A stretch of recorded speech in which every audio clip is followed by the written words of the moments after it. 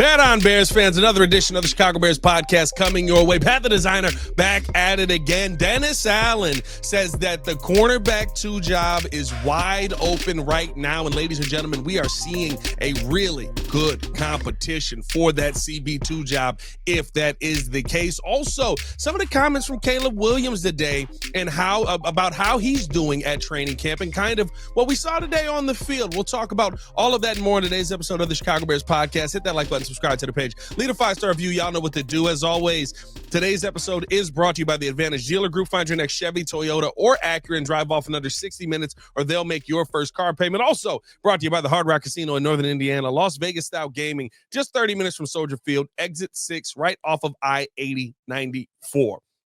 Okay, I know everybody's going to look at me and say, Pat, why are you talking about DBs? What happened at practice today? We care about what happened at practice today. I want to see what happened at practice today. You want to know what happened?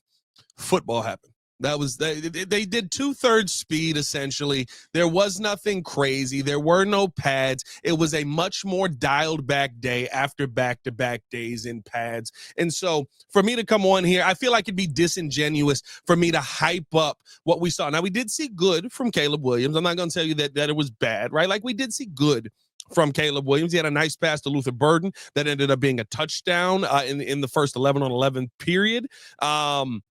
I thought that he had a really good you saw a really good blocking moment from the offensive line on a handoff to DeAndre Swift on the right side that ended up in a touchdown. And then you saw the defense step up in a 2-minute period at the end of practice to really stifle the offense, although Caleb Williams does get the quarterback keeper and runs in the touchdown. But again, it's 2/3 speed. You could tell they were dialing things back. So it's not like you're getting these grand takeaways from what we saw from practice today. But there was something that we continue to see in practice that it truly feels like could be something massive as we get closer to the season.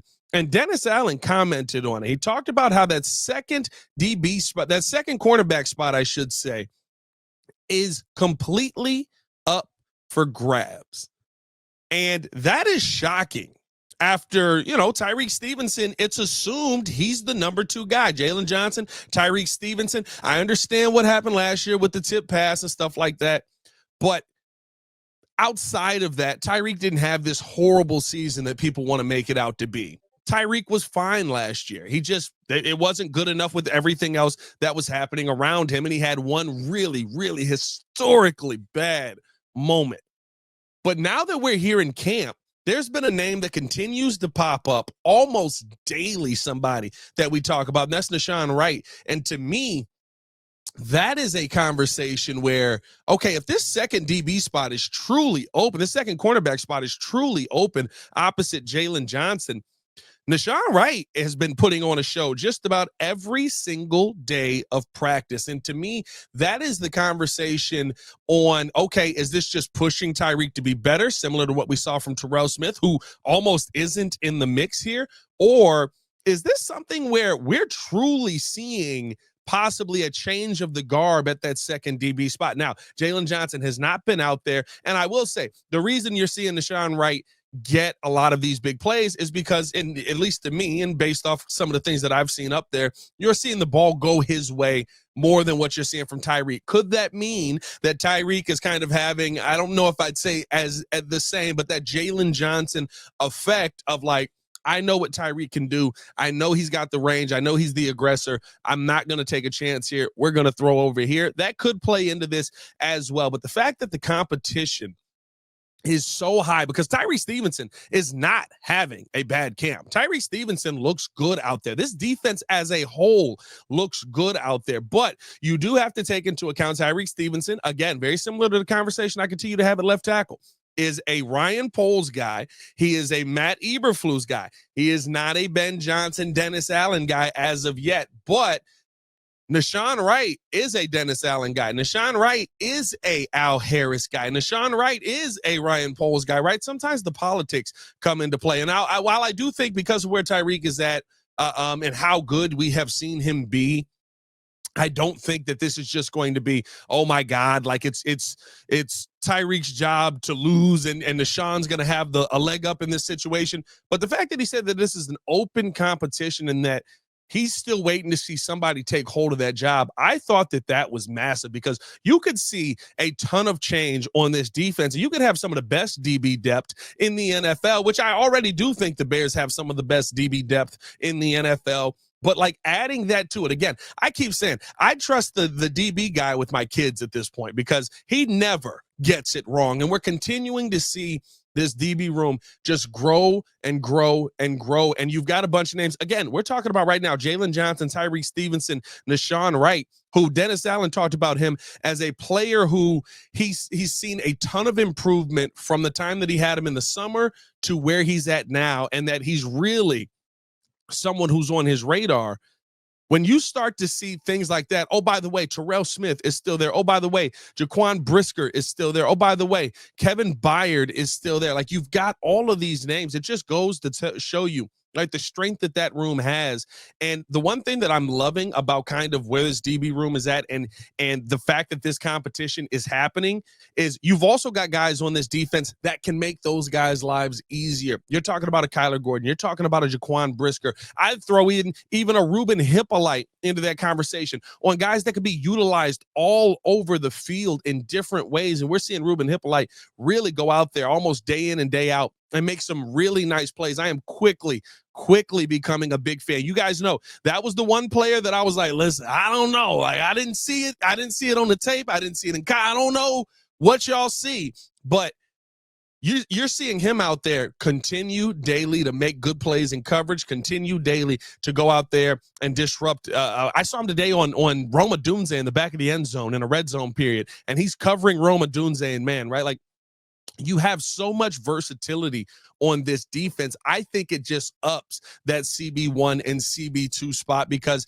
you can't, it's not just going to be just stand there and that's your man and this is your side. It's going to be a lot of versatility. So you're going to have to, especially with that cornerback 2 spot, you're going to have to be able to be interchangeable. You're going to have to be able to work with whatever Dennis Allen is throwing at you because there are guys on the team that can.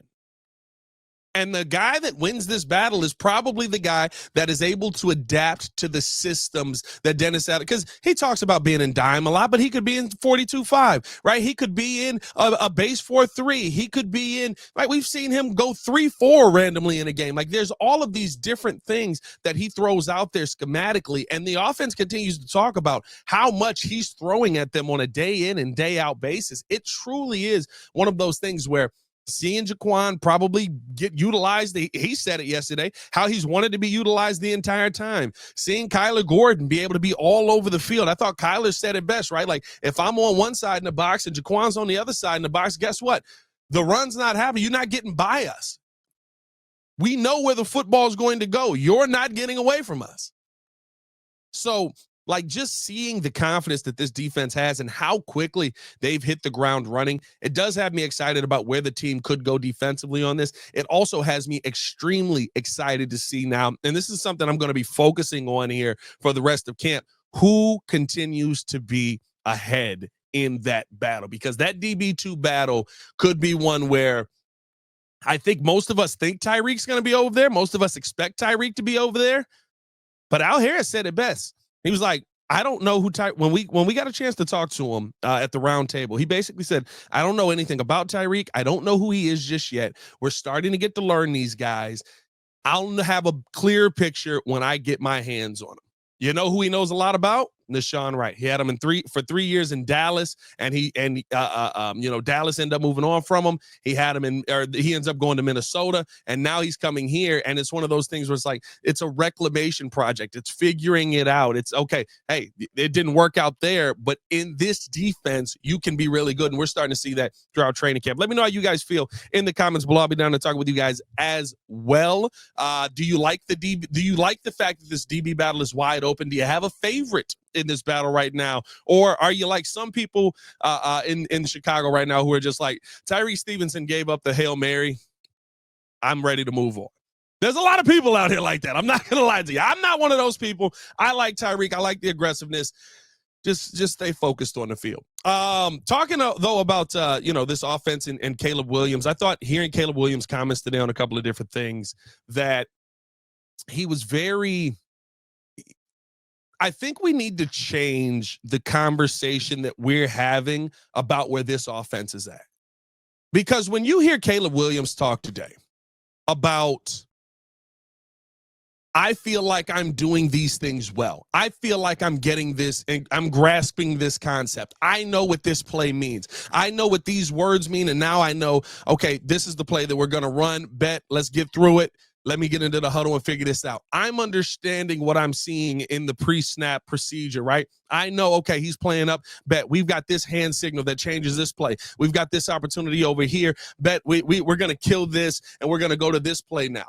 I love hearing that. And I think the narrative is that, well, he's not completing 7 for 9 right now. He's not getting the football out and going 100% in a red zone period. He's not, right? Like, I keep hearing this nationally. Albert Breer has talked about this. Dan Orlovsky has talked about this. Colin Cowherd has talked about this. All these guys who are looking at this in the did he complete it or not conversation.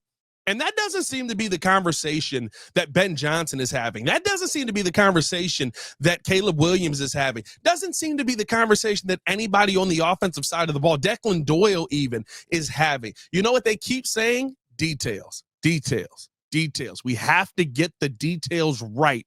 And I understand that right now people are ready to see Caleb just take this offense on and go out there and dominate every single day. And I would love to see that as well. I'm not going, as a Bears fan, like, it's what we've been begging for years, right? But it truly is one of those things where if you get the details right, if you get the pre-snap stuff right, you get to the 70%. If you get the details right, you get the pre-snap stuff right, you get to the 4,000 yards. You get to the 30 touchdowns. You get to everything that we've begged a quarterback to get to in our existence here. That's how you get there. The problem with the history that we have here is we skip those steps. You'll figure it out on Sunday. Me and Waddle just found out you can have a maximum of 16 padded practices. Real game situation stuff. You can have 16 of those. I think Matt Eberflus might have had 8 throughout his practice, throughout all his years here. I think the max that we've had is 8 padded practices. You need to be in the pads. You need to be doing real football things to get these details down. Ben Johnson is maximizing that. And that's the part for me where the conversation around Caleb Williams, the conversation around what this offense is going to become, to me right now, it doesn't say it doesn't need to be, right? When we're in week 5 of training camp, it needs to be. But right now, you're dealing with, did you get this minutia right? Did you get this answer right? Did you make the right call here? There was a play today, and I couldn't hear what Ben Johnson was saying, but it sounded to me like he was upset at Caleb for checking the play. Because he came to the line, he saw something he didn't like. You hear kill, kill, kill, kill, and then you hear Ben blow the whistle, and it sounded like he said, it's there. Listen, that's how you build up the details. Hey, the play call was right. You got to see it. We're not running the play. We're not going to the audible. The play call was right. You got to see it. That's the big difference in how we're coaching up this quarterback. We're going through the procedure of it. We're going through the small things that maybe don't matter. But when you add those small things up together, they turn into the 70% you're looking for. They turn into the 4,000 yards you're looking for. They turn into the big things, the big milestones. If you do those small things right consistently, they turn into wins. You do those small things right consistently enough, they turn into playoff wins. And the narrative around how people are looking at this Caleb Williams offense, how people are looking at this Chicago Bears offense right now in training camp at 7 days in is, well, he didn't complete this pass on this play. Well, he didn't complete this pass on this play. He didn't make this happen.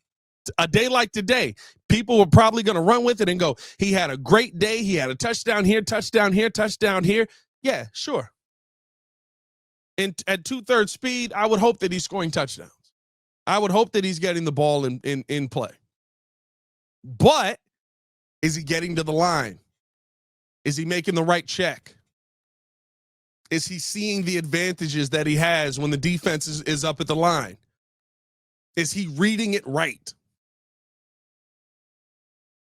That's what a day like today is big for. That's what a day like today, where I look at practice and go, okay, we didn't have a ton of those. We didn't have false starts. Seems like people knew when to go, how to go, where to go. That's the improvement that you need to see day over day. And I know it sounds like we're getting redundant with this. I can't just sit here and bring you some massive take on every day. Oh my God, here's what today. There is no massive take on today. You know what my takeaway from today was? That Caleb Williams is understanding the details. The pre-snap part of it, he's figuring it out. And by the way, when he's wrong on that, bet immediately, boom. What are you doing? Get back in the huddle. You missed it. That's how you develop a quarterback. That's how you grow. That's how you build up a guy who can be confident enough to go out there and make the plays and trust what he's seeing. You don't just let him run through the play. And Caleb has gotten it to a point. I asked him today, do you feel like you're growing as a leader in this offense? And he said, yeah, listen, it truly is about knowing the offense. It's about being able to go out there and being able to recite these plays and do all of this stuff and helping your teammates to understand where they're supposed to be, helping guys to catch up. He's got two guys who haven't been in this offense, right? He's got two guys in Colston Loveland and Luther Burden who have been out. Meanwhile, we're seeing them start to make some impactful plays. Colston Loveland is getting 3-4 balls almost every day. Every opportunity. Luther Burden's starting to get in that mix because he's catching up with the playbook, right? Like, those are the things that create good offenses. It doesn't just turn into the greatest show on turf. And for me, that's the part that I love about what we're seeing, how we're seeing Ben Johnson go through this process. And I think it's the part that I love the most about what we're hearing from everybody in the building. They're all talking details. They're all talking details. I asked Kyler Gordon the other day, what is it like going up against a Ben Johnson offense? It's about being on your details because the offense is going to be on their details. The small things, the mustard grain, can turn into the biggest things. And that's what I love that we're seeing about training camp to this point. I love how we've seen the progression here. On day 7, it feels like we're still moving in the right direction. Doesn't feel like today was a step back. You see all the options that Ben Johnson has. We're seeing DJ Moore still being utilized out of the backfield, and they're testing that out. I don't know if that ends up getting utilized during the season, but they're still tinkering with that. You're seeing Colston Loveland. My favorite play today, my two favorite plays, and I think this goes to Ben Johnson's point, right? No block, no rock. On the left side, you see Caleb Williams running in that quarterback keeper. Colston Loveland leading the way, driving the block. Beautiful. The screen pass to DeAndre Swift. I know, novel concept, big guys blocking, but those big dudes were out there moving. I was to the right side. Darnell Wright's out there, just people moving, doing what he does best. Swift takes advantage of it. That's how you win. Those small details, not missing that block, not taking that block for granted, not assuming Caleb's going to make some wild play. No, we got to get this part right. And then he's already got that in his bag. We can utilize that later. So we'll see what ends up. We'll see how day 8 goes. I would assume, and what assumptions can get you, but I would assume that we'll probably be back in pads tomorrow. And see kind of what that looks like. I think that Ben Johnson probably wants to use as many of these padded practices as he can, especially with Miami coming to town next week. You've got that coming up. That's going to be a big part of practice. That's going to be, okay, you've gotten through this install process. Now, what are the details that you want to work on? Now, are the details working? Now, is it actually good in football against people that aren't trying to basically save you, that aren't trying to not hit the quarterback, that aren't trying to, I don't even know what the best way to explain that part is, right? Like that are trying to get the best of you. Right now you've got Bears versus Bears. But when you bring that different dynamic in, are all these details working versus a defense that's trying to make you look stupid in front of your own fans? So we'll see how that looks, man. Can't wait to see what day 8 brings. I'll be up in Halas tomorrow and then off day Friday. Me and Courtney back in the building tomorrow, so tune in with us. As always, man, it's your boy, Pat the Designer. Back at it again. We appreciate you guys for tuning in and showing love. Y'all stay safe out there, Chicago. Bear down. One love. Peace.